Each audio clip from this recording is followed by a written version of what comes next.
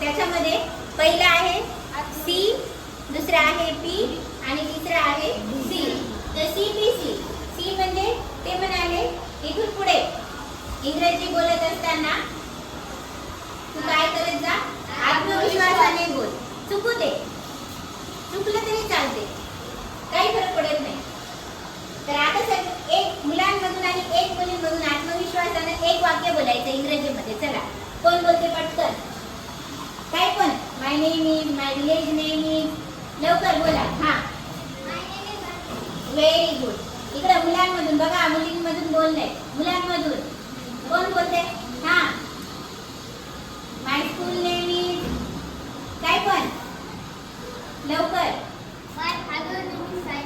Very good. चला, दोघांसाठी clap करा या.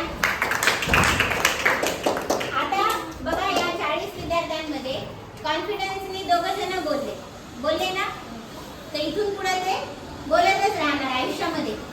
त्याच्यानंतर दुसरं आहे प्रॅक्टिस. मग तिचे सर तिला म्हणाले, बाळा तू काय कर, भरपूर सराव कर बोलण्याचा. मग ती म्हणाली, कशी करू मी सराव?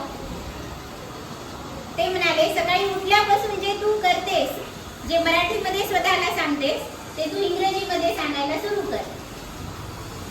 आय वोक अप, मी उठले. आय ब्रश माय टीथ, मी माझे दात घासले. आय फ्रेश अप, मी फ्रेश झाले. Then I went to office. I speak with my friend. I called my mother. बरोबर? किती सोपं आहे.